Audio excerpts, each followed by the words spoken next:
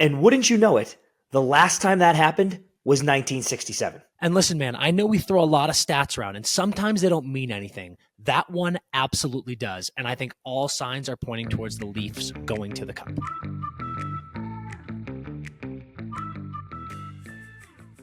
Ice is ready, and we are back with another episode of the Empty Netters podcast, brought to you by BetMGM. I am your host, Dan Powers, and with me, while maybe not next to me, a man who has worn the same sweatshirt for 5 straight days, even though he owns no less than 50 of them. Chris Powers, how we doing? As always, Dan, it's a tricky thing with the ski packing. As you well know, the flaw of the 50 pounds, this is a whole other not ice for some other day, but just the 50-pound limit. If you have an away bag or like any of that sized checked luggage suitcase and you fill it, it's too much. It's over 50. And then your ski bag, you fill it up with your ski stuff. It's over 50. And I'm like, what? Wow. There was a disconnect here in the structuring and the planning of the world. Would you agree? I would, but brother, I'm going to call you out because listen, this will be, I think, 2 weeks in a row now where we're going to be gassing up our favorite airline, United, and the status that we get, brother, you get up to 70 pounds in that bag. You know what, Dan? I actually did see that this trip. I didn't even know that till Saturday, and I was like, "Yeah, it's pretty special. It's pretty special." So anyway, but dude, here's the other thing. This is a very relaxing trip. Like we just come here and do nothing. So yeah, just to give the listeners are unaware. We are this is a annual work retreat that CP and I do. We're in Colorado right now. We come out, do a little skiing on the weekend, and then lock in, get a lot of work done, refocus up, make sure we are bringing you guys the best version of CP and DP and Empty Netters that we can. And it's nice. It's nice and relaxing, dude. Being out in the country, getting away from the city slicking life. I like it. And if I was going somewhere where I was going to be city slicking, I would have packed 50 hoodies. But, I'm just sitting here next to you. So Idaho Steelheads it is every night. I wish you understood how insulting that is to me. You know what you are? You're the spouse that gives up. You're the one who goes, dude. I'm married. That's a fact. To you. There's nothing. Yeah. There's nothing to work for anymore. Who do I need to impress? Meanwhile, I'm out here wearing different cable knit sweaters every day on the pod, just trying to make sure you know that I care about you and I care about the listeners. I want them to know that I'm trying still. You've given up, dude. Dude, you are like moisturizing your face, plucking your eyebrows, and I'm in there shitting with the door open. And yeah.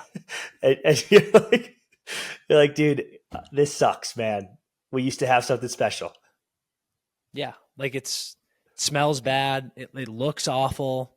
It's just like, I'm like, do you care at all? You give me a card with a $5 bill in it for Valentine's Day. Yeah. And I'm like, just cash, dude. Buy yourself something nice, Dan. Buy yourself something nice. It's like a Ralph's grocery store $50 gift card. And I'm like, oh, thanks. Thank you. Thank you so much. That's the level that we're at. But I mean, listen, I'm glad that you're, happy and relaxing. That's nice. Yeah. Thank you. Feel great. I feel better now. I feel better now than I did upon arrival when we were getting the rental car. I will fucking tell you that much. Why do you get so worked up about the rental cars, man? I almost don't even want to say this on the pod because now someone else other than me is going to get rich off of this. But there is a glaring hole in the market for a more efficient rental car business. Without fail, when you get a rental car, and I think there's like status. So I already know the comments are going to go crazy on this with like, oh, I'm Hertz fucking platinum. And like, I just walk into a Hertz and they let me take whatever car I want. They let me empty the register of cash and then take whatever car I want. I'm like, okay. But for just normal people, I rent a car online, prepaid, dude. Boom, paid, done, everything. And then you get there and it's such a long process where they're like, initial this 5,000 times and do this. And like, I'm like, well, how has this not been done? How did you not just send me a form where I submit a picture of my ID and everything is done and I just walk in and the key is waiting for me? I don't even need the register cash. So that needs to be fixed first and foremost. Yeah. Okay. But in this instance, dude, I get to this rental place and they go, hey, you got a truck? And I say, yep. And they go, we don't offer insurance, in-house insurance for pickup trucks because they're getting stolen, which is sad. And I go, no worries. I was going to decline it anyway. And they go, well, do you have insurance? I say, yes. They say, let me see it. I pull up my car insurance, show it to them. And dude, there's a line. And they go, we need proof that your car insurance will cover you if you're driving a rental. And I'm like, oh yeah, I have insurance. Like, I don't even know what that means. And yeah, dude, like, what's the problem here? The girl dad goes, you have to call your car insurance right now while you're standing here first in line, 20 people behind you. And then they'll tell me that you have car insurance. And I'm like, I have it. And they're like, no, I need to hear it from the lady. So I call, dude. And it goes, boom, you're on hold for 25 minutes. And I just sit there at the front of the line, dude, like this. It was not. Was it 25 minutes, actually? Yeah, I think it was 23 minutes. 23 and change. I hit a stopwatch like this. And are the people behind you? Are the people behind you saying stuff? Are they being like, what the fuck is going on right now? Oh yeah. And dude, at least there's a couple other registers. So like some people are going, but like this is a line. I've clogged the whole line. And I'm like, is everyone else calling their insurance? Like, why am I the only one who has to speak to someone at the car insurance company? And dude, they finally answer and they go, hey, can I help you? And I go, here's my policy number. And they go, what can I help you with, Mr. Powers? And I go, I'm just going to hand my phone to someone at this rental car company and you just tell them that I do in fact have car insurance. And she goes, okay. I hand it over. They go, does he have insurance? They go, yeah. Hang up. Boom. Here are your keys. Enjoy the Dodge Ram. Dude, that can't be the way, dude. It can't be the way. It certainly cannot. And you know what? I got to say something to you. I am so glad that we are getting bigger. The show is getting bigger. It's so amazing that all the family we have and the fans and the listeners. And I love that we're telling more of these stories. I love that we start the show with a lot of these anecdotes and a lot of these little stories, because here's the thing. When we posted the proposal clip, many of the comments, so many of them were people being like, the absolute insanity that this man finds himself in, the inconvenience that follows this human being around in life is truly astounding. And I feel so seen, dude. I know that you might think that you feel seen, that you're finally letting people in on what goes on, but it's actually the reverse, dude. It's them seeing me and understanding that I have to live with this all the time. It's like working with you makes it my issue too. And that's worse because it's not. You've done something. You did something. We talked about it in a past life, or you've done something in this life that has made you deserve all of these inconveniences. But now I just have to deal with it on top. So the fact that you're shitting with the door open and then also the most unlucky and inconvenient man who's ever lived is my cross to bear. It's absolutely horrifying. Yeah, I think you're right in that because the stuff happens to me. And then the what's the word I want here? Like the sorries or I feel bad for yous that come to me. You know, they're like, oh, poor Chris. But it's really poor you too. It's still poor me, but it's poor you too. Yeah. And you don't get any of the sympathy. No. And I do. No. And in fact, when I occasionally can't take it anymore and I'm like, what the fuck, Chris? People are like, dude, give him a break. And I'm like, yeah, it's happening to me too. It's absolutely ridiculous. But I can't afford it from you too. That's the problem. It's already up to ridiculous. It's unbelievable. All right. Well, here's the thing, dude. You are cursed, and that is what it is. But we cannot delay what we want to talk about anymore. We're getting into our hot ice portion of the episode, and we buried the lead, folks. This one is big. Big news of the day. My God. We have, without a doubt, the biggest breaking news in the history of the show. Biggest breaking news in the history of Empty Netters. There's no doubt about it. As of now, I'm sure many of you have caught on to our great connections recently with the Washington Capitals organization, with this amazing team. We're going to get into the incredible news that Ryan Leonard was just signed. He's going to be joining the team playing against Boston, which is so fun. But we've got some monumental breaking news. We have been given the remarkable honor to break this news first in the media. After this episode comes out and this news is released, it'll be everywhere. There's an article that's coming out, but confirmed breaking news. Alex Ovechkin has announced he will be retiring at the end of this season, no matter what. I don't even know where to start. We're going to spend a lot of time on this, but I don't even know where to begin, because to me, if he does not break the record, I'm like, you can't, dude. You can't. But again, you guys will all see the article later this week. There's no going back. He has made this announcement. We are breaking the news right now. I'm completely shell-shocked still to this moment. He better break the record, Dan, and they better win the cup too. It's not even just the individual stuff. It's like the team, the young players they have on that team with the juice that he presumably still has. It's like, I'm so shocked that they can have the season they're going to have. And maybe it just speaks to the confidence in that room, but it's like, it's confidence can only get you so far. The Stanley Cup's the hardest trophy in sports to win. So the idea that you could just hang it up shy of the goal record and the cup, dude, it's absolutely insane. And like, this must have been a decision that was made before even the beginning of the year. And he's probably been wrestling with it and then has finally just been like, I don't know, maybe it's a decision with his family, but he was like, here it is. I kind of like the move of announcing it before the start of playoffs to give them some extra juice, but holy moly. And then also, dude, the additional breaking news that just came through as a part of this is that it's actually April Fool's. Boom roasted, dude. God. Boom roasted. Every single one of you that was pulling out your phone, pulling out your laptops, ready to tweet out, oh my God, the empty netters just broke that Alexander Ovechkin is retiring. A lot of you that are being like, you guys are idiots. You don't know anything. That's not happening. Boom roasted. April Fool's. Look down at your calendar. And listen, look down at your calendar. It's April 1st. There's Boom some of you for sure knew, and I will give you credit for that. Some of you listening now on YouTube in your car were like, they're full of shit. I know what day it is, but I want some truth tellers out there. Hands up. I want a tally button. How many people guys, just this got is a safe space because it was big. This is a safe space. This is a safe space. We admit when we make silly mistakes, when we get got. You got to admit it. You got to slide into the DMs right now. You got to get on Twitter right now. You got to tweet at us. You got to DM us. If you got, you got to be honest. But also, if you knew it the whole time, you got to tell us too, because we want to give you guys credit, because that's true. I know. I can hear it. A lot of you knew. So, classic April Fool's joke. That was just classic stuff.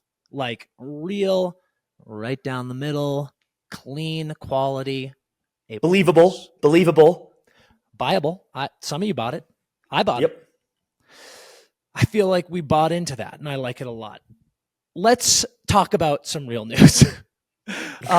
Frozen 4, Chris. Let's get into it. Frozen 4 matchup. We've got Denver. We've got Penn State University. We've got Boston University. We've got Western Michigan.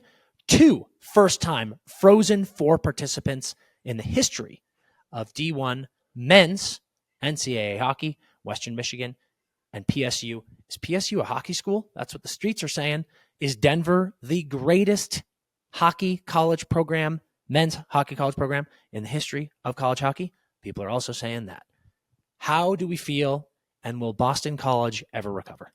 Babes, you know when it comes to getting some action on the line, we are teamed up with BetMGM, the best line mates in the league. And BetMGM is taking care of you every single day. Right now, we want to talk about their unbelievable second chance promotion.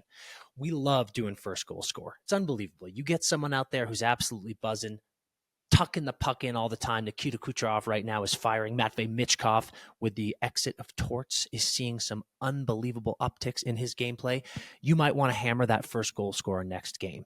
Here's the deal with the second chance promotion with BetMGM. If you pick any player to get that first goal, if they don't get it, and you think, oh God, I've lost my stake, I missed the bet. Not so fast, my friend, because with the second chance promotion, if they get the second goal, you get your stake back. They're giving you that second chance. So when you feel those juices tingling, you feel like you know someone's going to tuck, make that first goal scorer bet. And if it doesn't happen, don't worry, because if they get that second one, your stake is coming right back into your account because BetMGM loves you and because we love you. So make sure you sign up for BetMGM right now. Use promo code NETTERS when you sign up, NETTERS, and you are also going to receive up to $1,500 in bonus bets if your first bet loses. That is unbelievable. Bet anything you want. If it loses, $1,500 bonus bets right back into your account if you sign up with promo code NETTERS. What better deal is there? There isn't. So just sign up with BetMGM right now. Join the family. The Netters boys want you. BetMGM wants you. It is a no-brainer. Gambling problem? Call 1-800-GAMBLER. Available in the U.S. Call 877-8-HOPE-NY or text HOPE-NY. Call 1-800-327-5050 in Massachusetts. 21 plus only. Please gamble responsibly. Call 1-800-NEXT-STEP in Arizona. 1-800-BETS-OFF in Iowa. 1-800-981-0023 in Puerto Rico. First bet offer for new customers only. Subject to eligibility requirements. Bonus bets are non-withdrawable in partnership with Kansas Crossing Casino and Hotel. See BetMGM.com for terms. U.S. promotional offers not available in New York, Nevada, Ontario, or Puerto Rico. That's where I got to start, Dan. The Denver over BC debacle. Last year, they were two, I can't remember what seed Denver was, but they were two really good teams. They were on this collision course to the final. And that BC team is so stacked. We've talked about it a million times, but the Perreault, Leonard, Smith line, you got Cutter on that squad. It was to just get blanked 2-0, I believe was the final of that championship game, was just such a gut punch. And this year, BC comes back and they bring those two boys back, and they got Higgins and they got Teddy Stiga, and they just look so good again. And they're the 1 seed again. And Denver, I forget their final record, but they were middling their way into this tournament. And everybody was picking them because they were like, well, this is what Denver does. Just wait for the playoffs. And man, all the guys we were sitting with, Dan, was like, they're going to win. Denver's going to win this game 100%. And when they went up 3-0, which that goal got called back for offside, but when they went up 3-0 and dude, I was sweating. coming on 5 periods, not being able to score on what's his name, Matty D. Anyway, it just is like, you got an issue. You have a Denver problem right now.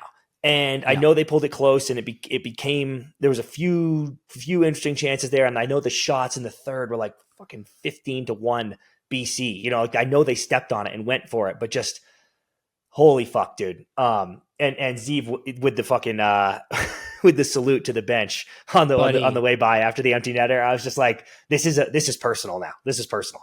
You know what's so amazing, man?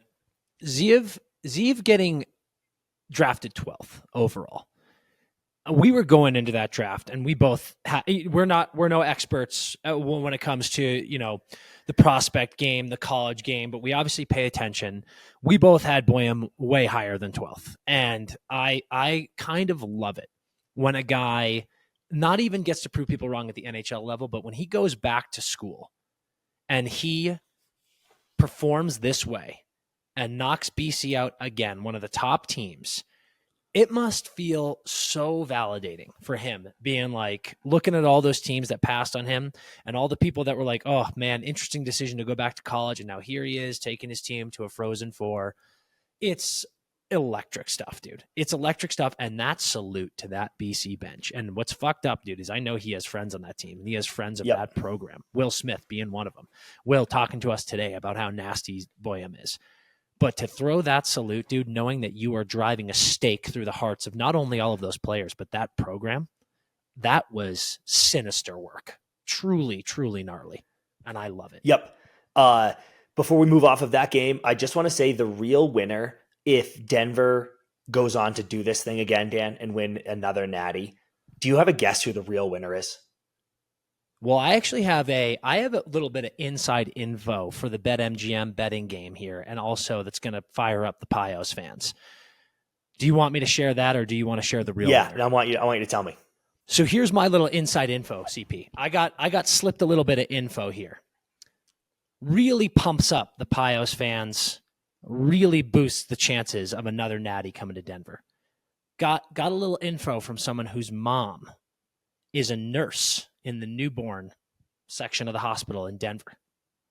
Every year that Denver has won a natty under Carl, he has had a baby that year. He's currently got a newborn. Just saying. Did he have a baby last year? Because they won the Natty last year. Did he have a baby then too?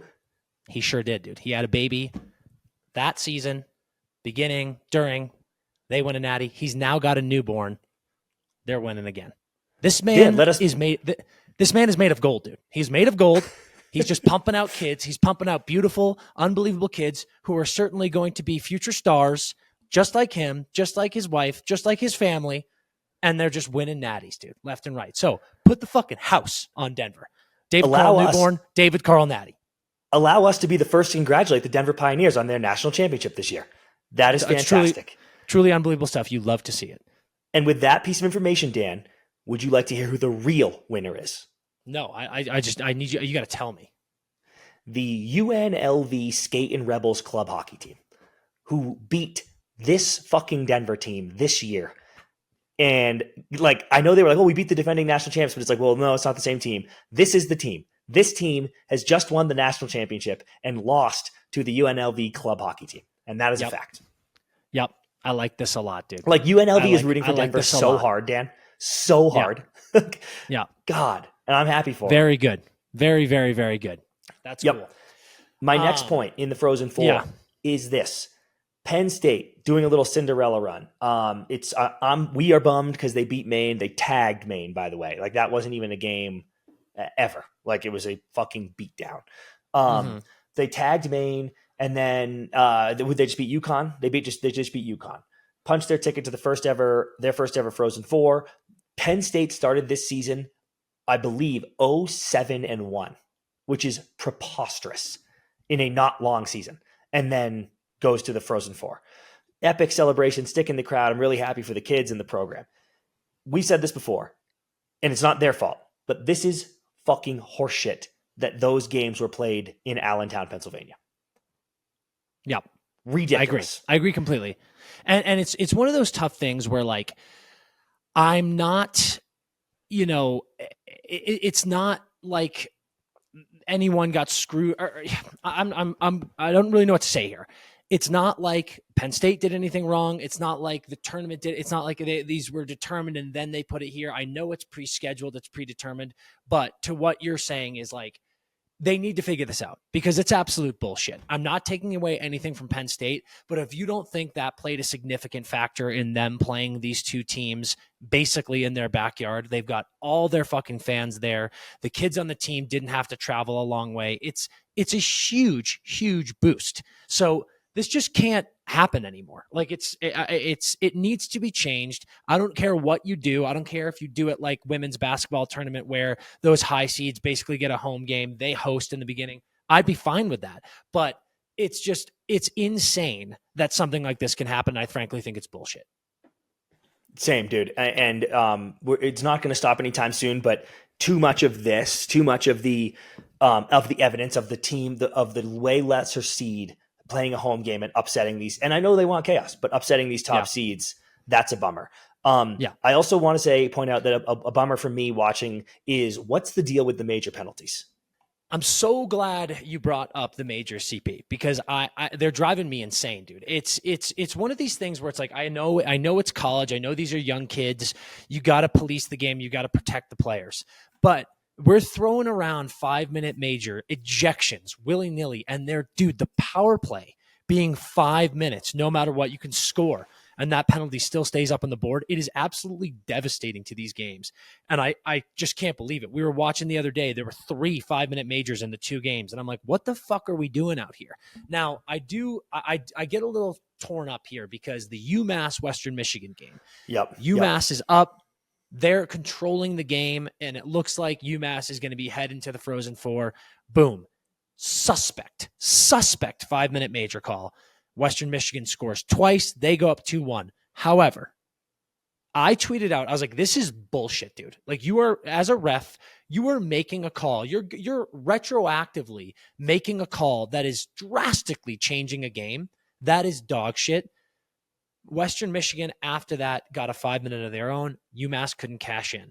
that makes it a little easier for me to swallow. But the larger point is get them out of the game as often as you can. It's crazy. We talk to ref friends all the time, especially in important games, close games. The last thing you want to do is make a call that could affect the outcome. And these guys were just throwing them out like fucking Oprah throws out cars. It was ridiculous.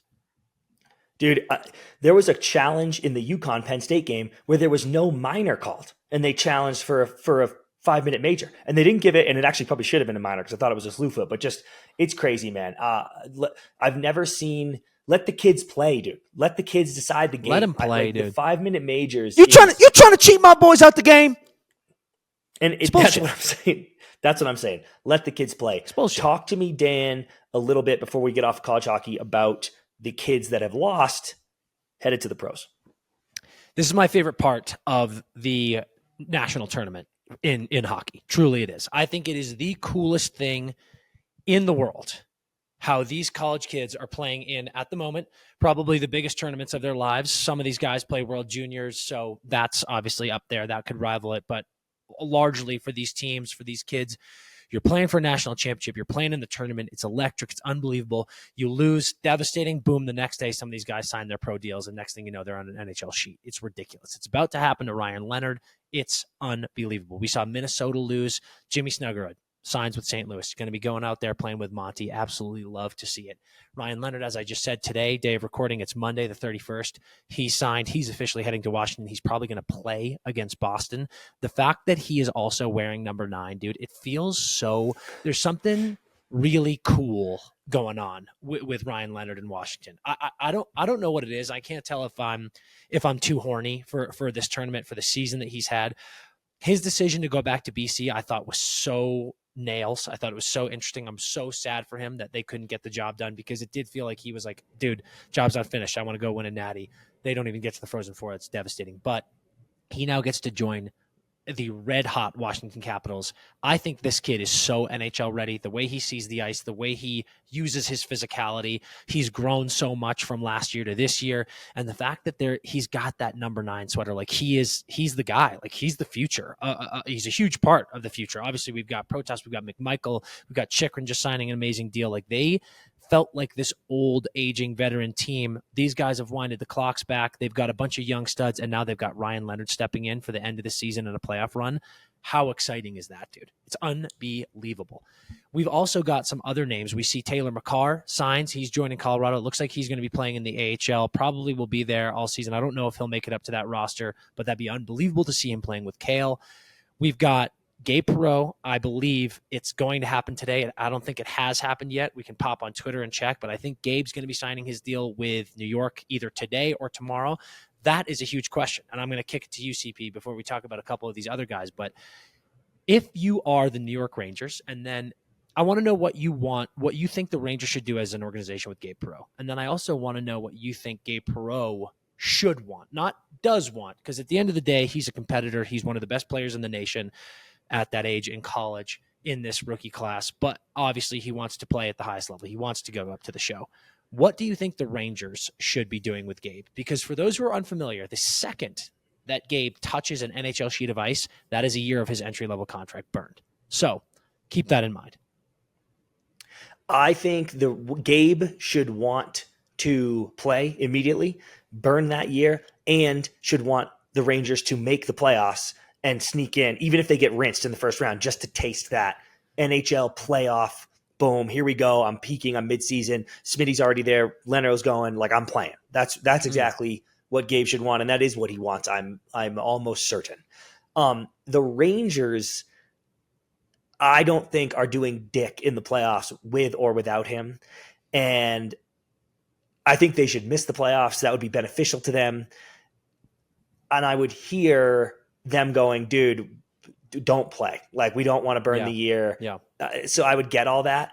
But for me, this is kind of a ridiculous take. So I already know. But for me, it's a slippery slope, dude, when you're not like in fucking we can do anything mode. You know, like, I don't like when teams start being like, well, we should just miss. And keep in mind, I say this about the Bees all year, but like, we should just miss the playoffs, even though we're like a point back. We should just miss, and we should be saving years of Gabe. I'm kind of like, that's a dangerous mindset. that's a diseased mindset to get in. Like, I'm like, and I think they should go, Gabe, get the fuck up here. We need you. We're about to make playoffs. And once we're in, we're the fucking scariest team in the East because we have Shesty. Let's fucking go. Like, that's, if I'm a Rangers fan, that's what I would want the attitude of the team to be. Yeah, it's interesting. I hear that take. I just think it's such a bad idea. And again, I love Gabe. He's a friend of the program. I love him as a player. I love him as a person. I want him to get whatever he wants. You know, I know he probably wants to get right on that sheet. But if I'm running that organization and I look at the way that some of their high draft picks have been handled, some are good, some are really not that great. I don't love the way Laviolette treats young players. To me, dude, Gabe, as good as he is, just with the framework of this team, I don't see them making a cup run. And I don't see Gabe putting them over the edge. You know, Gabe's probably a left wing. And left wing, I think there's tons of opening on left wing. You got Panarin, sure, but you've got Coyle, you've got Kreider. Like, you're telling me Gabe Perreault doesn't deserve a shot maybe at that second line left wing, maybe first line left wing if you want to balance it out. Put Panarin down. The bigger point for me is, man, I think you let him play in Hartford. You let him get some pro hockey minutes. Let him start playing with a halfie. Let him really get, taste that game. And you don't waste a year of his ELC. I think the way that this team is going to have to reshuffle and restructure this summer after this season ends, whether they make playoffs or miss playoffs, I think it's just a good time to start fresh with him. I totally hear the NHL experience, but I think he just has to be such an important part of your future that I'm like, do not burn this, dude. Do not light this on fire. That's my take on it. But, I see a lot of size. It's interesting. And I'll also say, there have been a couple of people who, but actually I do want to pause and give some flowers to Rangers fans. This weekend, I proposed a few questions on Twitter. And there was one of the more pleasant and intelligent conversations on Twitter with Rangers fans I've ever seen. So I'm showering you in flowers. You are being carted in a chariot through the town square, and droves of flower petals are being gently drifted and floated atop your heads because you were wonderful. You were pleasant. You were fun. But there were a couple of people who were freaking out about the idea of Gabe playing a different position. And I do not understand that at all. Just so you know, folks, Connor Bedard has played a few games, to not several games this season on the wing. Like, young players can bounce around. It's okay. You might be, it's one of those things, Chris, like you always talk about. If you're a great player in baseball, when you're young, you played shortstop. Not all those guys play shortstop in the pros. It's like everyone plays center. Like some guys are like, oh, I play left wing. And then in the pros, it's like, well, there's an opening at right wing. Fucking figure it out and be a first line player, or don't. Guys can bounce around. It's not stupid. It's actually incredibly smart, and it can be great for their development. So don't be closed-minded to the opportunity of possibly playing somewhere else, is all I'm saying. No, so on board. And it'll be interesting to see, because I think there are pros and cons to both sides. Speaking of the wild card race, Dan. I do just want to quickly, before we move on, I want to mention Isaac Howard. Isaac Howard, Michigan State, absolute stud, Hobie Baker finalist. He is with the Lightning. He has not yet signed. I've got eyes on that big time because we've talked about how good this Lightning team is. Isaac Howard is a fucking dog, and I really hope he signs there because it feels like he could slot in, and that is the way I look at Ryan Leonard joining Washington. If Isaac Howard joins Tampa, I'm like, oh, holy shit. So let's keep eyes on that too. Now, take me to the wild card, CP. I am willing to declare the West wildcard race over. And the order, the seeding, the Blues and the Wild have made the playoffs. And the Blues, I think, legitimately might finish as the top wildcard seed, which, as a Wild fan, maybe you want the Jets, I don't know, but as a Wild fan, to just like not only not make it in the top three of the Central, but to fall to the bottom wild card is staggering. But I have ruled the Flames out. How do you feel? Interesting. I don't hate what you're saying, brother. I don't. I mean, St. Louis, dude, is just, they are fucking on a heater. They've got, Vancouver has 1 game in hand on them, and they're 6 points back. Calgary has 3 games in hand, and they're 7 points back. So yeah, Calgary would have to go on a bit of a run here. I thought 2 nights ago, I thought Calgary suffered a really unlucky loss to Edmonton. I thought they beat the wheels off Edmonton that whole game. Then they got Draisaitl. Just quick stick taps to Draisaitl, how fucking insane he's been this year. But St. Louis, dude, 9 fucking game win streak, plus 17 goal diff. They are the hottest team in the NHL, and it is not even close. And it's crazy, dude, because they don't look like a team that's hot. They just look good. And I'm like, damn, bro, damn. And I'm like, I'm with you. Like you declared a little while ago very smartly, like we were kind of like, yeah, dude, Minnesota's in. Not to mention Krill's back, Eriksson X back. Like I feel like they got it. And now, yeah, I'm with you. I'm like, St. Louis is in.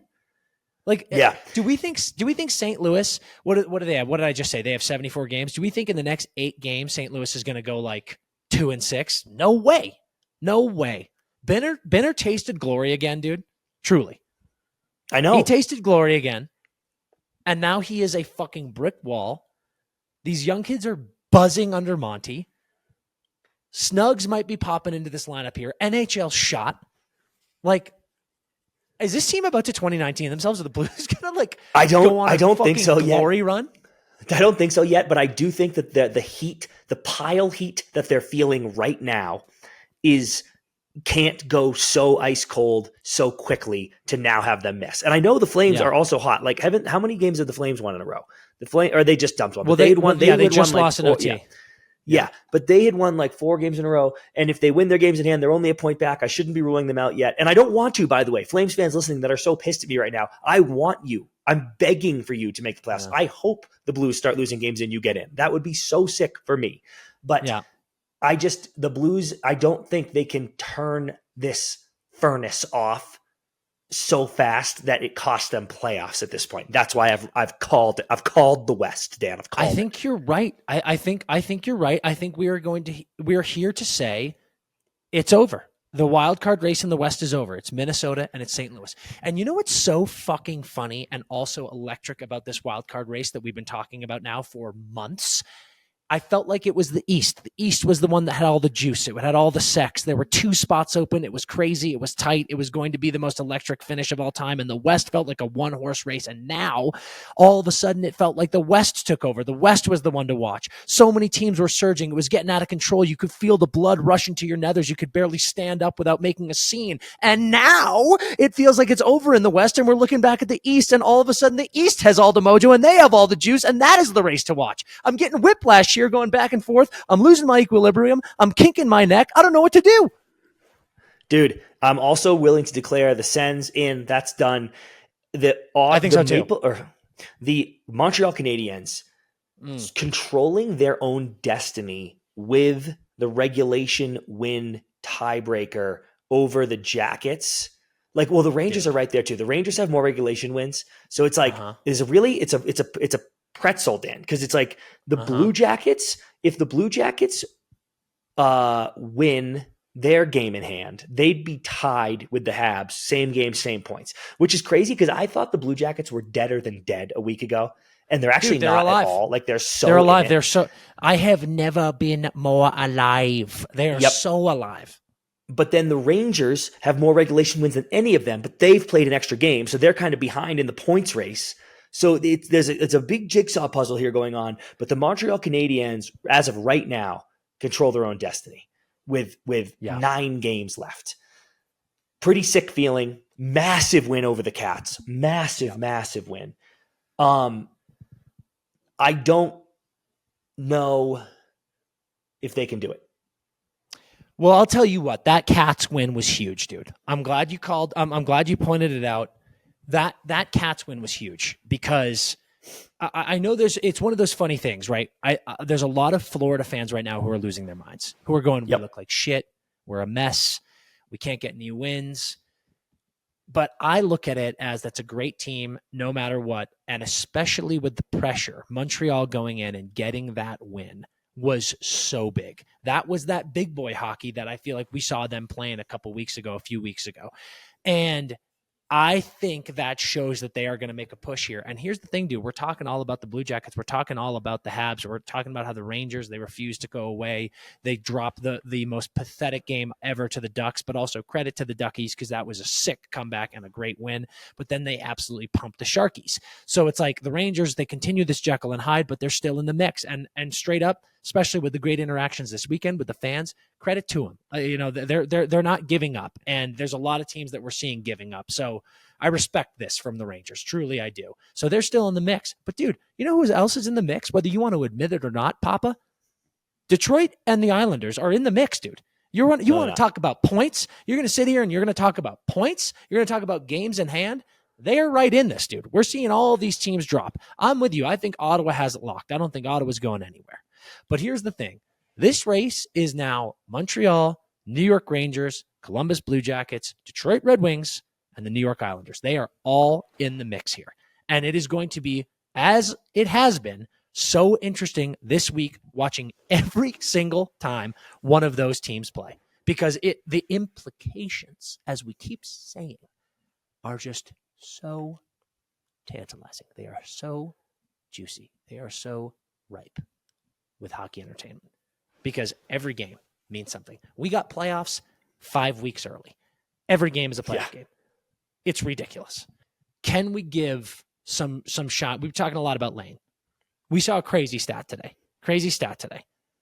Lane Hutson, 59 points. I think he's got 9 games left or something like that. Shout out Big Head Hockey. I believe they're the ones who dropped this. Just a handful of all-star defensemen who have never touched 59 points in their career. Ekblad, Oliver Ekman-Larsson, Charlie McAvoy, like big names, significant star hockey players in the National Hockey League who have never had that many points. Lane Hutson has already done it. We talk about the Calder, dude. It's his now. Like the fact that he is so important to this team and they are in a playoff race and he's doing all of this as a rookie. It's him. I think Dustin Wolf is absolutely in the conversation. Obviously, my child Mac is in the conversation. It's those three. No disrespect, Michkov. You're amazing as well. You will be amazing. But it's those three. But I just think it's got to be Lane. It's got to be Lane. But the other person I want to give some stick taps to who we haven't really stroked off that much this year is Nick Suzuki. He is a certified first-line center, 1C stud. He does it all. He's been huge in a couple of these instrumental wins, including the Florida win. And I just want to show him some love because I love watching him play. I love what he's done for this team. You can see he's such a clear Martin St. Louis guy, and the freedom and the leash St. Louis has given him to be himself, and that has allowed players like Cole to also shine, like Lane to also shine, like Slav to really come into his own and embrace his role, Anderson to do the same. I think he's a perfect leader for that team, and again, he is a 1C, certified 1C in the NHL. Yep. Taking a quick break from the pod to talk to you guys about one of my favorite partners, True Classic. You know why? Because they have one mission. They have one mission on this earth, and that's to make sure you guys look good and feel even better. I started off with the tees. I got to be honest. I started off with the True Classic tees because they're long. They're a little bit longer. I'm pretty tall. I'm a tall, lanky guy. Those tees are long enough that I can reach for stuff. I can be at the grocery store and they say, "Sir, could you reach that box of cereal so I can help give it to my 5-year-old child?" And I go, "For sure." And then I reach up and I get it. And then my t-shirt is perfectly on my body still. Amazing. Tight around the chest, tight on the guns, loose fitting, everywhere else. Amazing. And then I got my hands on the jeans. And let me tell you what, some of the softest, stretchy, comfiest jeans I've ever had. The pair I have, it's like, how the baggy thing's coming back a little bit? It's a little bit baggier. It's not like the super tight, skinny jean thing, but it's perfect. It's right in fashion right now. It looks great. So I'm all about that. I haven't even tried the hoodies yet, and I know those are going to be gas too. And it's in their DNA, okay? They're intentional with everything they do. You're getting unbelievable customer service. You're getting funny ads. They're giving back to the communities they believe in. It's an incredible place, and I want you to be involved with True Classic, okay? So from the first piece I put on, I loved it. From the first piece you put on, you're going to love it too. Lose the overpriced designer nonsense. We don't need that anymore. We're all about True Classics. They're at Target, they're at Costco, or you go to trueclassic.com/netters and get hooked up. All right. Do not miss out on this opportunity. We got to talk about possible leader in the Atlantic. Talk to me about the Leaf, CP. 3 points clear, Dan, and you had said a while ago that the Maple Leafs have to get first because they have to avoid one of those two teams, and it would be a nightmare. They'll lose in the first round. And when you said that, I was like, you're right, but also there is literally no chance. Even when they were right there, I was like, Florida's a billion times better than you, and Tampa is surging, and they're also better than you, so there's literally no chance. Right now, they're 3 points clear. Can they hold on to first? And if they get first, are you at all? I mean, the answer is no, because you don't want to play Florida or Tampa. But I was going to say, are you all like, you got to be fucking kidding me that you're getting Ottawa? I think you do got to be fucking kidding me that you're getting Ottawa. It's a tough situation because here's the deal. Either because Tampa is also surging and they look as good as they have all year, and they're trying to chase you down. They have a game in hand, so it's really, let's assume Tampa wins. It's a 1-point race. I think if you catch Florida in the first round in Toronto, shoot yourself in the face and make sure I'm standing behind you. Yep. If you also get first and you're like, we did it, and you get Ottawa, who is just young, dumb, and full of cum. This is the only thing that they want, dude. That is a matchup that Ottawa is salivating for. Like, Ottawa doesn't want to play Tampa. They want to play Toronto. So Ottawa's getting the matchup they want. Toronto, you have to have the mentality of, we just won the Atlantic. We don't give a shit who we're playing.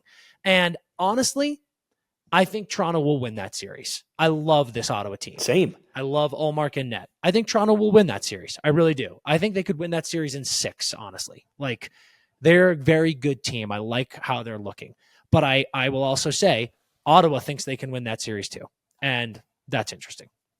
Yep. And I want to say, though, dude, the Leafs are showing me something. I don't want to overhype it because I'm still like, you got a lot of work to do, and that second round match will be a nightmare. But I am genuinely very impressed that they are where they are right now, even if they've played an extra game, even if they don't end up winning the Atlantic. The fact that they were like, I'll go fucking toe to toe with you two idiots, and I don't give a shit, and they might fucking do it, Dan.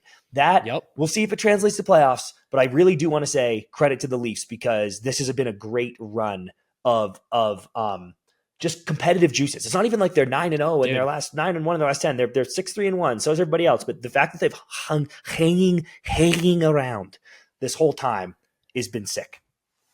They've just been good all year, dude. And I said it at the trade deadline when we were announcing trades. When they got Lottie and Carlo, I was like, I fucking love these pickups by Toronto, and they are a scary team. Got a ton of chirps in the comments of being like first round exit. That's the easy chirp to make, and I get it. And oftentimes it's right. But I think if you're Toronto and you're a Toronto fan, this is the best you felt. This is the best you felt in 10 years. I genuinely believe that, and that's a good thing. I want to switch over to another team that is currently in first in their division because we just got a little bit of a discussion going this weekend with some Winnipeg Jets fans. And I thought it was a good call out. I think Winnipeg is a small market team. They maybe don't get enough love. We talk about them all the time. You're stroking off Kyle Connor all the time. We talked about Helly, I feel like, every episode for the last 3 episodes. So this is going to be a quick segment again, but I understand that Winnipeg is a small market team and maybe they don't get as much attention as some of these bigger markets that maybe get more clicks and stuff like that. But they are the best team in the league right now with 106 points. They're on a 3-game winning streak. And I feel like I am obligated to say, we love so many guys in this team. Obviously, AI, good friend of ours. Love him. Love to see Velarde coming out of his shell, having a monster year. Kyle Connor's your boy. Josh Morrissey's my boy. We love so many guys in this team. Hellebuck, we have spent some time talking about. Look at the numbers. Look at him compared to Ullmark from a couple of years ago. Why is he getting so much attention? Then he comes in this weekend, dude, and just gets a couple more wins, including another shootout, or including another shutout. And I am here to say for the first time, not that I ever thought he shouldn't get it, but if Hellebuck gets the heart, I am now like, yep, I see it. Like he watching very closely those Jets games this weekend and like being like, why can't anyone score on this guy? Why can't Jersey get a puck past this guy? And just remembering the feeling of confidence we had being, from the United States watching Four Nations with him in the net and being like, this guy's a fucking monster. So that's all I wanted to say. Just a quick rant and some love to Winnipeg because listen, I know a lot of people think, I think a couple of our friends in the media, not to call anyone out, but a couple of people have been like, they're frauds, dude. Like they are the frauds of the league. They are not this good. They're going to win the President's Trophy or this and that, but then they're going to lose in the playoffs. I don't see it. I think that this team's fucking deep, and I think they're good. And dude, talk about hanging around. The Capitals, it felt like all year were the lock President's Trophy. And the fact that the Jets have beat them recently and they're up 3 points right now, massive credit to them for going wire to wire here in a fucking gauntlet of a division, by the way. Yep. So Hundo P. Even I ruined even it. sicker. I ruined what would have been a perfect transition for us staying in the Atlantic. Let's talk about Marchy real quick. Debut with the Cats, gets his first helper on a Sam Bennett OT winner. What did you think about seeing him in that jersey? Dude, we joked that he didn't look that weird. We were like, it looks pretty clean out there, actually. And I think we both said it's the Canada red. So I was like, okay, yeah, I've seen this before. So it was okay. My favorite part, dude, by far, was this clip went on social, was him sitting on the bench next to Sasha Barkov, and Sasha's dying laughing. And you get that on camera. You don't see Brad's not doing anything on the clip. You just see Barkov laughing. And then they ask him after, and he was like, dude, he just chirped someone on the other team so savagely right next to me. And I was just sitting there thinking to myself, that used to be to us all the time. Like I used to just have to listen. I'd be on the ice just listening to him go from the fucking bench. And now he's just sitting next to me doing it to my opponents. And he's thinking to myself, this is fucking crazy. And that is the Brad experience. And I mean that in a good way, like yes. You're getting an incredibly talented guy who's given you these intangibles, and to see the smile on Sasha's face as he experienced it the way Bruins fans have been experiencing it the whole time, and Bruins players, was very cool. And isn't that the epitome of what we always say when you talk about players like Marchy? You talk about Tom Wilson's, where you go, if you're a fan, like, sure, hate him all you want, but if he was on your team, he'd be your favorite guy in the world. Guys like this, Barkov, talk about it when it happens, and they're like, oh yeah, I couldn't be happier. He's an amazing player, and it's absolutely hilarious when he's doing this stuff for you. And it was really cool how like a Sam Bennett was able to speak to that, being like, yeah, I was just with him in Four Nations. It was fucking awesome. Like now here he is. So it's, growing up a Bruins fan, seeing him fit in so easily, fits like a glove, Cinderella slipper over there in Florida. You're a little bit like, oh no, but at the same time, I'm like, oh, it's just a testament to how good he is. It's awesome. Speaking about the Bruins, obviously not a lot of great stuff to talk about with the Bruins right now, but Ty Anderson, shout out our boy, he dropped an interesting stat this weekend when Morgan Geekie scored. Interesting is a word for it, Dan. Yeah, that's a choice. Morgan Geekie scored his 27th goal of the season. He's having an unreal year, but in doing so, he became tied for the second most goals scored by an unrestricted free agent signing by the Bruins with Michael Ryder in 2009. The first is an aging Jarome Iginla. That is a tough look for the Boston Bruins organization when you look at their success in signing unrestricted free agents. You said it best. I'd love to go back and look at other teams and see their records, right? Because it's hard to, out of context, we got the tweet, it's hard to compare. But that it's a bummer to think that when you're like, oh, we're a big free agent away, we're a big splash away, and you've just had such a bad track record with those splashes. When you see that stat thrown in your face, it doesn't inspire a lot of confidence to do this retool I keep talking about of like, well, it's not a rebuild because you've got Sway and McAvoy and Pasta. You just retool. But I'm like, well, we haven't really done that ever either. So I know. Not great, Bob. Not great, Bob. Not great. And this became a discussion amongst a bunch of our group chats with some of the boys. You also now look at this situation like the Bruins have done everything that they've done. We talked about on the pod weeks ago. I was talking about these guys, these sort of like middle six guys who have monster years and then get overpaid. I'm not saying Morgan Geekie is that, but Morgan Geekie is doing to the T what you should do when you are this type of player and when you are about to be an unrestricted free agent. Like everything that the Bruins have just done, shipping out all of their guys, you are it was a very conscious decision to not trade Morgan Geekie. I guarantee some of the best offers that the Bruins were getting for some of their players, Morgan Geekie was probably at the top of the list. So I think that they kept him very intentionally, and I think they plan to re-sign him. But you do always wonder, is like, does a middle six type of player have a monster year like this, and then you give them a bag, and maybe it's not repeated? Because you got to worry if you're the Bruins. This is no disrespect to Geekie. I think he's fucking awesome. He's such a nails type of player. And he's young. People forget how young he is. But he's been playing with Pasta. Pasta is an all-world level player. If you go out and you get some players. You have some draft picks come up who maybe need some of that first line time, maybe playing with a guy like Pasta, and all of a sudden Geeky's not playing with him. Does he have the same production? These are the questions that you always have to ask. So it's just an interesting element that the Bruins are dealing with. It's like the one good thing that's happening with them this year, aside from Pasta being Pasta, is like Morgan Geeky's fantastic, but it's almost like, and now it creates a problem for you. It's bad. Yeah, yeah, exactly. I'm like, God damn it, stop fucking scoring, dude. We suck. Just let us suck. It's crazy. Yeah. It's absolutely crazy. There was another Bruin stat that dropped that you wanted to share. Yes. Dude, just so fucking awesome. This was our buddy found this on Twitter last night, sent it to us. The last time that the Bruins and the Detroit Red Wings missed the playoffs. I'm actually going to pause right here for the listeners in the car because this is how it was presented to Dan and I. They said, when was the last time that the Boston Bruins and the Detroit Red Wings both missed the playoffs? And do you remember what you guessed, Dan? I was like, I bet it's the 60s. Did you? I thought you said the 70s. Oh, no. Yeah. Sorry. In fact, I know you said the 70s. Yeah, I'm mixing them up now. Yeah. I'm burying the lead here. You said the 70s. Yeah, you said the 70s. I said like early 80s. I was like, yeah. I was like, I bet it's way back in the 70s. Like, I bet this is a crazy stat. Yep. And then it ended up, the answer is 1967, which is fucking ridiculous. And a credit to those two organizations for their long, long runs of success. But it appears, and I know you don't think so yet, but it appears that this year, both the Boston Bruins and the Detroit Red Wings are both going to miss the playoffs. Last time was 67. What else happened in 1967, Dan? The Toronto Maple Leafs won the Stanley Cup. So just like we congratulated the Denver Pioneers on being national champions, I do believe it is time to congratulate the Toronto Maple Leafs on their Stanley Cup. Because here's the deal, dude. The Bruins have missed the playoffs. And it looks like the Red Wings are probably going to miss the playoffs, but they're still in the fight.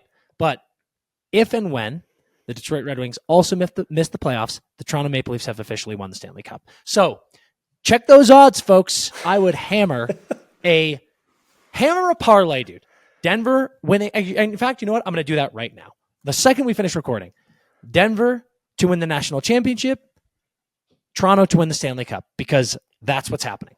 Last time it happened, all the way to 67. Oh, wow, Detroit, Boston, man, they both haven't missed the playoffs in forever. What happened last time? The Maple Leafs won the Stanley Cup. Looks like that's going to happen now. Cash. Get your money. Get your money.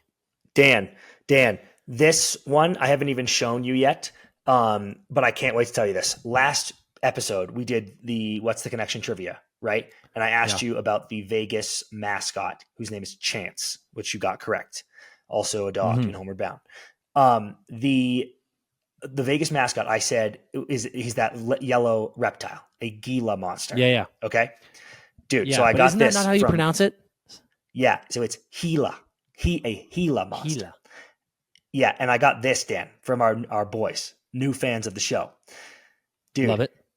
The Gila monster can survive months without food. Researchers traced some of this ability to a peptide in their venom. And the study of their venom led scientists to develop GLP-1 medications, or what we know as Ozempic. Shut the fuck up. I swear to God, dude. Shut the fuck up, dude. Dude, isn't that fucking sick, bro? The Gila monster, dude. You're fucking kidding me, dude. So now every single person, hey, every one of you that deflated yourselves with Ozempic, you're now Vegas Golden Knights fans, dude. Your bang. Chance is your mascot too. That's fucking gas, dude. I love it, dude. It's a second chance, and it's a second chance. People getting summer fit, dude. They're on Ozempic, losing some weight, bettering themselves, feeling great. That's fucking awesome. Now you're also Vegas Golden Knights fans. This is phenomenal. Huge for the Vegas Golden Knights. Ozempic from fucking the Gila monster, dude. It's fucking blew my mind. What a stat. What a pull. What a pull, dude. And if Ozempic doesn't have a brand deal with the Vegas Golden Knights already, they have to now. Like, without their mascot, without that animal, without that reptile, you don't exist. So get on the Vegas Golden Knights train right now. Start sponsoring that team. You owe them everything. Unbelievable. Correct. Unbelievable. Holy shit. That's amazing. Talk to me about Crosby and Ovi, dude. I think it's about time. This happened last week, I think on Thursday. We threw him in the meme carousel, but Cros did it, dude. 20 consecutive years, point per game. Holy shit. We can be quick on both these. Just massive congrats. I saw them grab the puck, and it was weird because, like you were saying, it's like if he just stops playing, he had already done it, but that made it official. Dude, I know people are like, well, Connor will just break that. Maybe, dude. Maybe. I don't know. Fucking 20 years is a long time. Shit happens. So an incredible, incredible testament to the kid's skill, longevity, and commitment to the game. We've been juicing him up as he approached this record, but he's finally done it, and I couldn't be fucking happier to have watched every fucking second of that dude's career. Thank you, Sid. Legitimately. Dude, thank you for letting us watch you play. I said it on Twitter, man. I think that there's people, some people agreed, some people freaked out, as they do on Twitter, because it's the most toxic app in the world. I think there's an argument that he's the greatest player of all time. And it's like, get mad at me if you want, dude. I get it. I get all of Wayne's records. I get that it's insane, but I'm usually not like this. I'm going to be like this right now. The era difference is just insane. Like, just Google Wayne Gretzky highlights and watch the way he plays versus the way Sid plays. And the fact that Sid has been doing this for 20 fucking years. You look at guys like Bedard, like Macklin Celebrini, these unbelievable elite players, even like McDavid, dude. Like, I know it was a shorter season for him, but Sid came into the league his first year and he had 100 points. And he's just been doing that constantly. He might get 30 this year too, Dan. Remember how slow he started? He's up to 27. Like, I think he'll score 30. Like, get honestly, fucked. I think he will too. It's and crazy. Then, speaking of scoring goals. Yep. Speaking of scoring goals, Ovechkin got another last night, I believe, and he is now 4 away from tying, 5 away from breaking. His next games at Boston with Ryan Leonard on the ice, hopefully, at Carolina versus the Blackhawks, at Islanders, home against Carolina, at Columbus, or home against Columbus, and then at Islanders and at Penguins to end the season. I just think he can do it, dude. There's some games there, like that Hawks game feels like a goal. The Bruins game feels like a goal. I mean, and just for the story, I think that Penguins game, dude. Can you imagine if he comes in tied? Imagine if he comes in down 2. He has 3, scores 3 from this point, and he needs 2, 1 to tie, 1 to break, and we get seeing him tie it and break it, and break it with an empty netter, dude. In Pittsburgh, dude. Can you imagine? So awesome. I'm very financially invested in him breaking it against Pittsburgh. So we need him to go. CP, I'm telling you, bro. I'm telling you. If he went in with needing 2 and he tied it and then broke it with an empty netter against Pittsburgh, I would start levitating. Look. Dude, I believe you. Start ascending. I'd be like, this is the best moment of my life. Holy hell. I believe you, Dan. But, dude, check this out. Here's a wrinkle for you, because I saw this fucking insane stat, okay? There are 29 goalies that have played in an NHL game against Ovechkin and have never been scored on. 29. Yeah. Okay? Some of them came in and didn't even stop a shot, right? Because they came in for a pull and he never shot on them. So there's a few caveats here and there. But dude, 29 people, and there's some crazy names, some old guys like Holtby's funny because he was on his team for so long. VTech is up here with when they track shots saved too. But dude, never been scored on by Alex Ovechkin in his career. Ilya Sorokin. That is so nails. He's in his division, dude.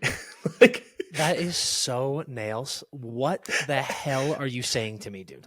So Dan, feels genuinely impossible. Impossible. He's in his division, dude. Yeah, and it's not like Sorokin's been playing for 20 years like Ovi has, but he's been playing for a little while, and Ovi's been scoring almost 40 to 50 every year. How in the world has this happened? So Insane. Dan, his second to last game is the Islanders. Yeah. And I'm like, dude, he's got 2 with him, eh? Yeah, I was gonna say he's got 2 games. 2 games. If you know what is funny, if I were the Islanders, I wouldn't start. Fuck you. If I were Sorokin, I'd be like this, dude. I don't feel good, man. I got the flu. I can't play today. Dude, they're in the playoff hunt. They're in the playoff hunt. They're one. Yeah. They're 2 points out, and he's like, nah, dude, no chance. No fucking chance. Never play against Ovi again, dude. Just like glare at him from the bench all game. Just be like, nice try, motherfucker. Remember when Laz was like, well, actually, I do think it's cool. Like, it's a fun stat that you get to play that clip all the time. And I agreed with him, which I do, except if it's the first time he's ever scored on you. Like, you cannot let it be your first fucking goal ever, dude.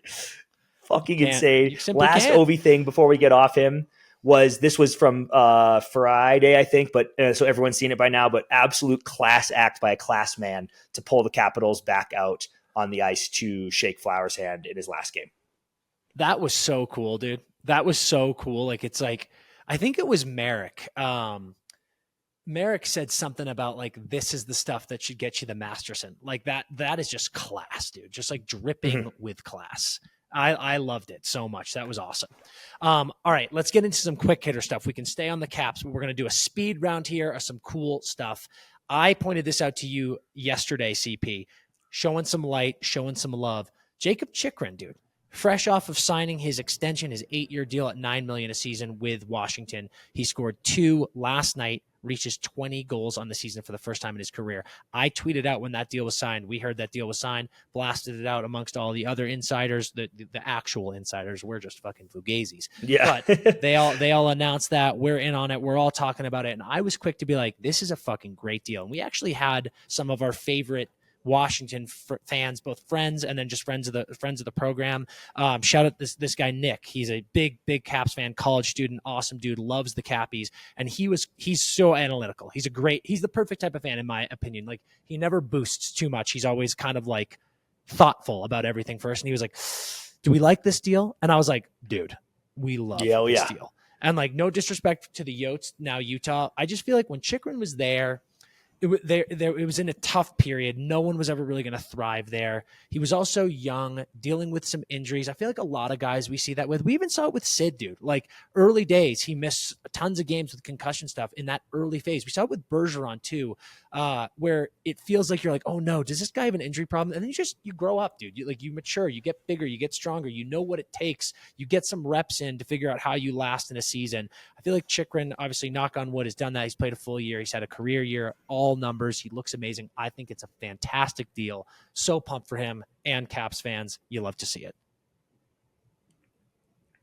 Thrilled. Next one I got, dude. The Rangers played against the Sharks on Saturday night in San Jose. They pumped the Sharks 6-1, and then on the way out of the parking lot, which we have been in many times, they hit Macklin Celebrini's car with their bus, dude. And left, dude. And left. Hit and run, dude. Literally call the cops. Call the police. Because that's a crime. That's a hit and run crime, and you know who it is. Check the license plate. Don't need to. It was the fucking Rangers bus. Dude, I hate to do this because I've been talking so highly of them this episode. Their fans, the team. I like the fight they're showing. I loved the great discourse we had last night. But let me tell you what, dude, if we weren't sure that you were the most scumbag organization in the league before, after you do this to a young star in the league, jealousy is not a good color on you, my friends. And here's the other thing. I bet it was JT. I bet JT was driving. We see the way he treats some young guys. He's a tough, wily veteran. I bet he saw that car, knew it was Max, kicked the driver out of the seat, got at the wheel, fucking plowed into the front bumper, and then took off with a bird over his shoulder. Shame on you, JT Miller. Shame on you, New York Rangers. Absolutely just disgusting behavior. Disgusting. I'm disgusted. Dude, God. We texted Mac. Send us a picture of the fucking bill, because I need to see it and I need to let the world know. And he said he will. So he's going to send us a fucking pic of the bill, and then the Rangers better be fucking paying for that, dude, in a big way. Can you imagine getting pumped 6-1 and then having your car hit and run by the team that just beat you? What if someone hit your car leaving beer league, dude? Yeah, after I got just run up 9-0, and I'm like, dude, I'm already struggling, brother. This is the only thing I have, and it's already a bad night. You're making it worse. Talking about people who had bad nights, how ridiculous is it that we're talking about Torts' quote last week?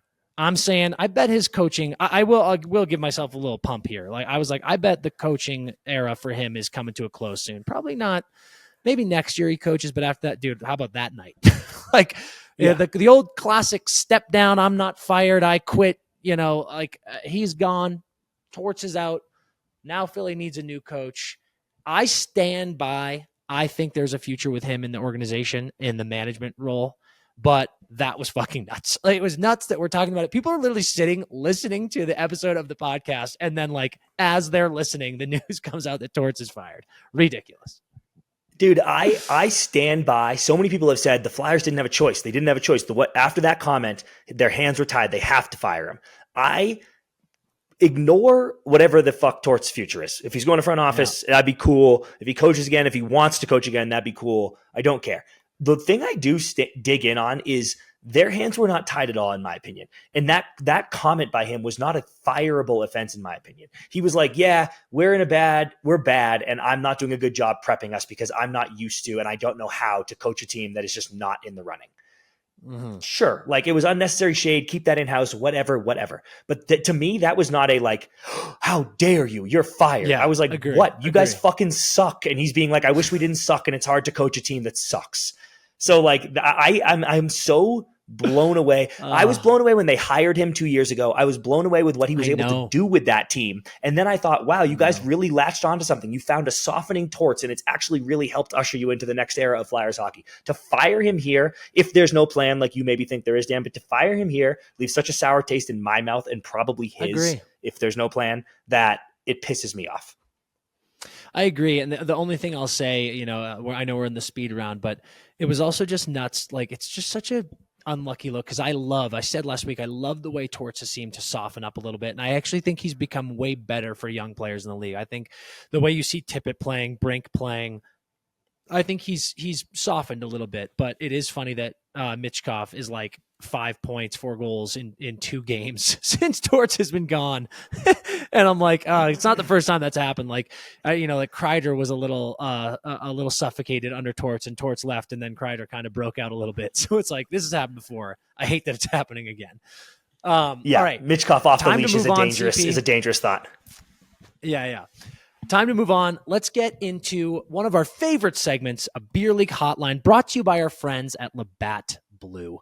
All right, gang, we're taking a quick second to talk about a new partner of the podcast, and one that I could not be more fueled up about. That is not a pun. That is the truth. We're talking about Huel right now. Huel is a new energy drink supplement that is going to change your life. I'm not exaggerating. You know this stuff is important to me. Daddy DP is talking to you right now. You know I'm a health boy. You know I'm a fitness guy. You know I'm a nutrition guy, and this stuff gets me fired up. That's the truth. Here's the deal.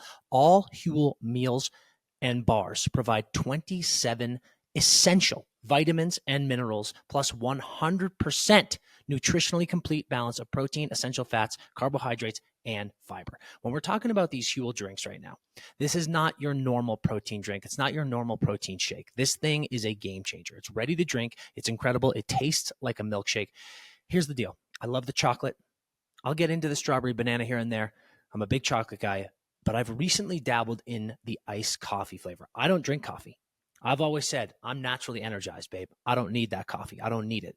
But here's the deal.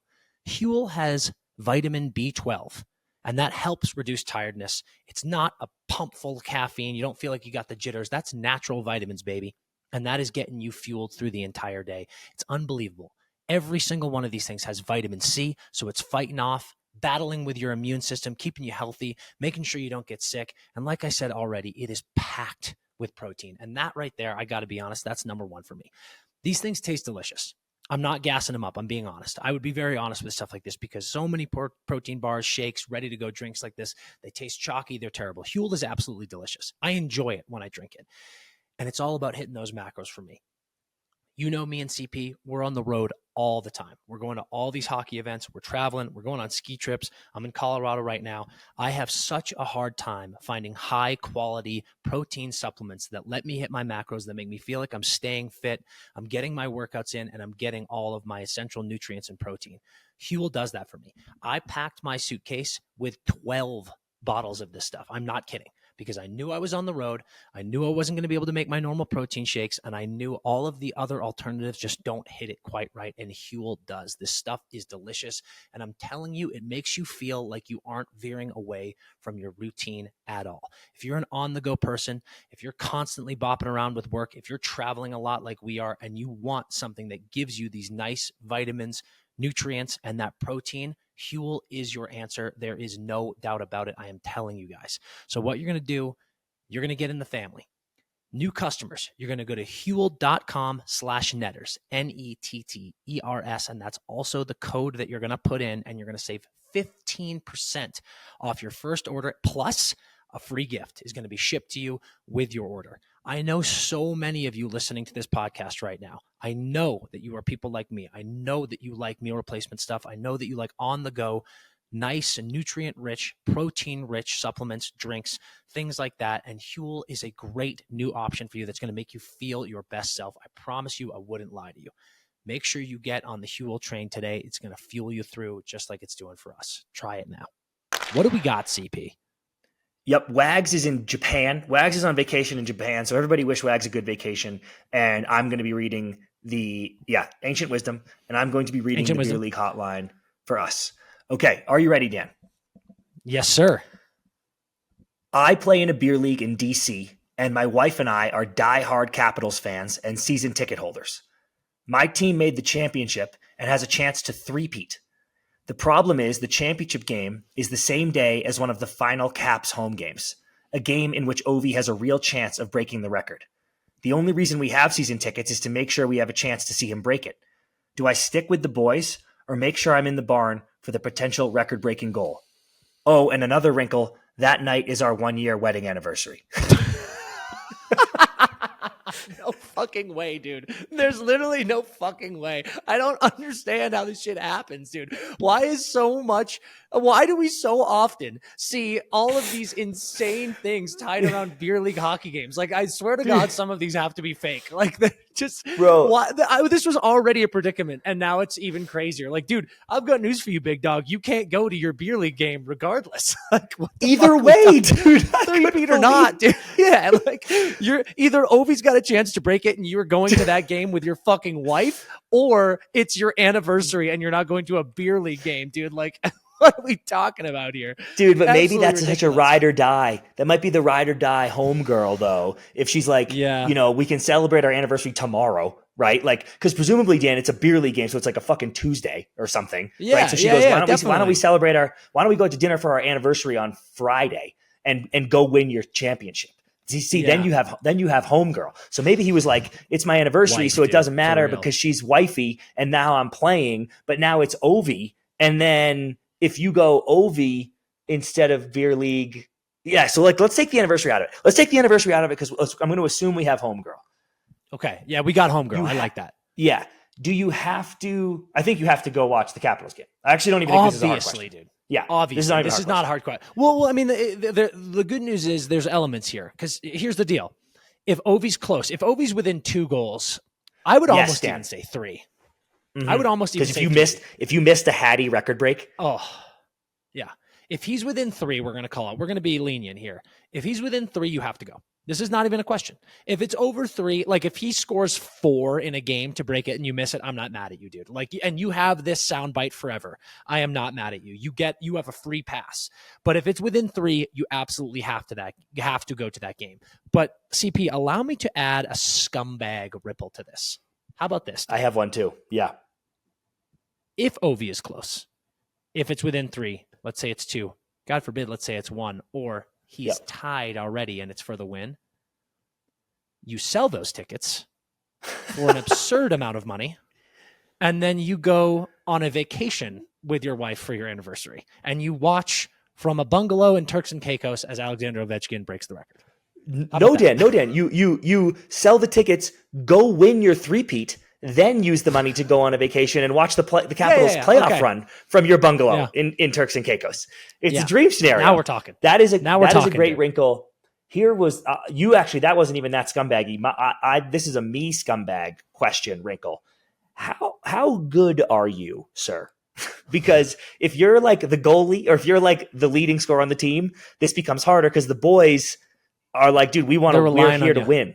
Yeah. But if you are a plug, respectfully, then you go to the Capitals game, and this isn't a question at all. Just go watch hockey. They probably prefer you not to be there. That's a good point by you, and I appreciate you bringing that up. But I think anyone on your beer league team, regardless of whether or not you are the leading goal scorer or the shutdown goalie, they would be like, you cannot come to this game, dude. You cannot. Yeah, because those are the boys. You're right. Because it's also in DC, dude. Like it's like they're all Caps fans, presumably. So like, yeah, you gotta go. You gotta go. Okay. You want to play some BetMGM odds? Massive thank you to our friends at Labatt for another Beer League hotline. And yes, I do want to play some BetMGM odds. So Dan, please begin writing these down. You're gonna have to play without me because I'm doing wags. Okay, so are you ready to write down what I have for you? I'm on my lonesome, dude. Yeah, okay, go. You're alone, dude. What do you want me to do? What do you want me to do? Zoom in wags from Tokyo? Come on. This is going to be an all five. It's going to turns out I've been dragging you down this whole time. This is the 5 for 5 we've been waiting for. All right. BetMGM odds. Here are your 5 things. Write these down. No cheating. Got you. The Caps to win the President's Trophy. Okay. Okay. The Panthers to win the Atlantic. Okay. The Leafs to win the Atlantic. Okay. The Hawks to finish with the least amount of points. Okay. And a team from the Met to win the East. Okay. So a Met. Your odds out of order. The odds. Plus 210. Got it. Plus 170. Got it. Plus 135. Go. Plus 125. Plus 100. Wow. Okay, all pluses. That I'm already nervous. All pluses, which means that I don't know what I'm doing. And we're going to go right down the line. Okay, so plus 100 means the best odds. So I think the best odds here of all these things, Met getting to the Cup, I feel like they got 2 good options, but I don't think that has the best odds. I like what the Leafs are doing. I'm going Leafs plus 100. I think Leafs winning the Atlantic is very possible. I think Caps President's Trophy is pretty good after that. We're going to go right down the line here, CP. Best odds to worst odds. I think Caps President's Trophy 125. I like that a lot. I think Cats to win the Atlantic has to be after that. So we're going to go plus 135. And then after that, I think it is Hawks, least amount of points because I think the Sharkies got them. So plus 170. And then we're going to round it out. We're going to get, I feel like I can see you smirking, which means I probably have none of these right. I'm going to say plus 210. Least likely is the Met to go to the Cup. So down the line, Leafs Atlantic plus 100. Caps winning the President's Trophy plus 125. Cats winning the Atlantic 135. Hawks least amount of points plus 170. And a team from the Met to go to the Cup plus 210. What do I got? Dan, you got one right. You're shitting me. The Leafs to win the Atlantic. Well snuffed out by you. The Leafs to win the Atlantic plus 100. I'm marking that correct. That's all you got. So try again. God damn. Okay. Hawks to have the least amount of points. I'm going 210. I'm flip-flopping that. I'm flip-flopping. And then let's go Cats to win the Atlantic 125.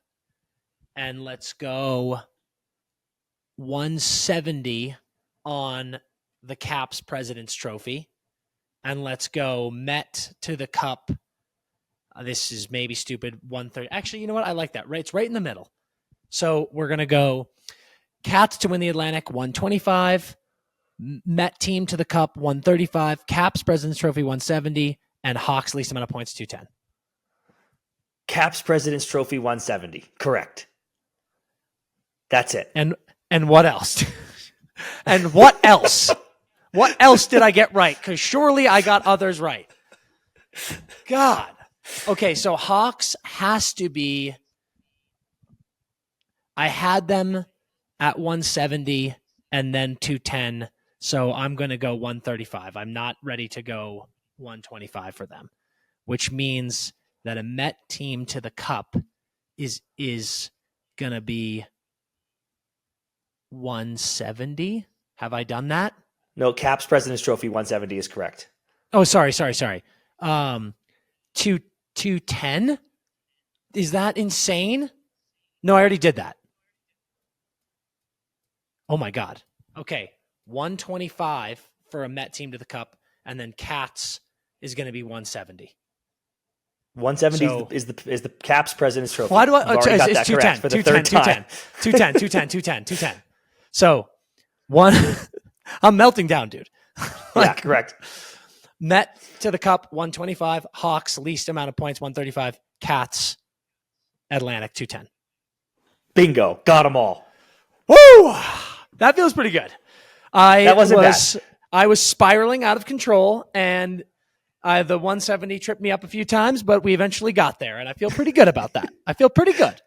Okay, now we are going to close it out with a blind ranking, and yet again, Dan, you get to have all the fun this episode. I will be playing the role of Wags. This time, we are blind ranking President's Trophy winners from the last 10 years. Okay, I mean, this is hard because, it has many of these nothing teams to do, flamed out. It has nothing to do with their playoff success. It has everything to do with that team. How good was that team? I love it. I'm ready. Okay.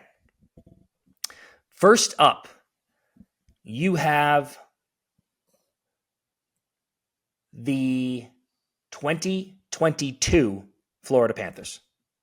58, 18, and 6 for 122 points. Damn. Obviously a wagon of a team. I'm going to say 4. That was an interesting one where that team was so good and I didn't believe in them for a single second. And then I was proven right. There was nothing about that team that I thought was nasty. And then they got bounced promptly. So I felt so validated. 4. Wow. Third most points of any President's Trophy team in the last decade. 4. I thought they were Fugazis the whole time and I was proven right.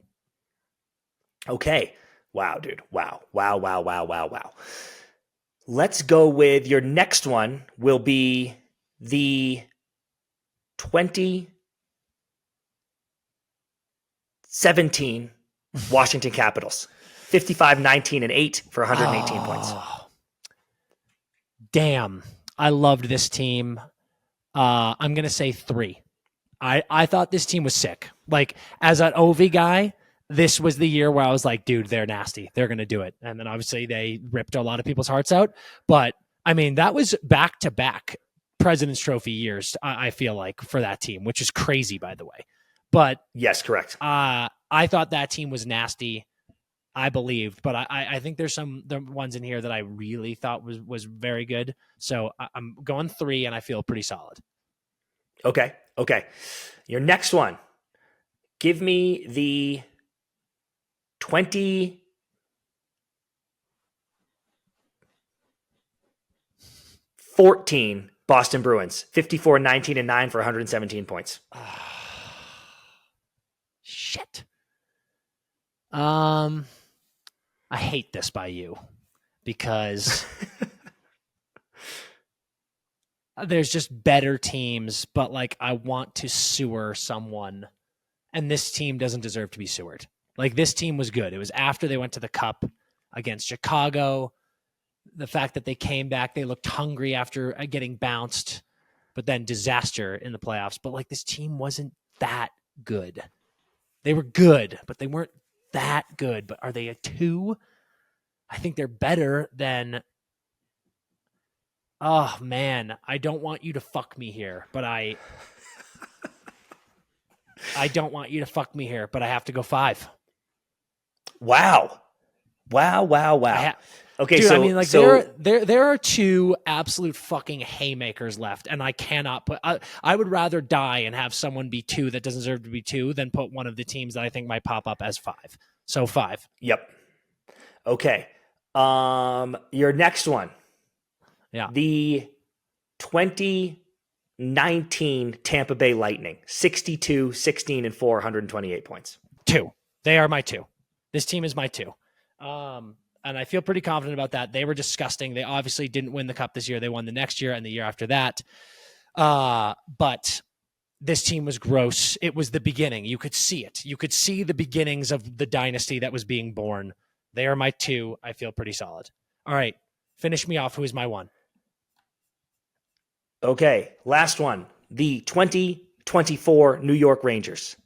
Fuck you, dude. Fuck you. We're canceling this. We're absolutely canceling this. You did this on purpose. I can tell. I swear to every God, time that was going to be you last. go, no, you're a fucking fraud, dude. You're a fraud. You're a fraud. You know why you're a fraud, you fucking scumbag? You know why you're a fraud, you scumbag? Because every single one you did before this, you went like this, 20...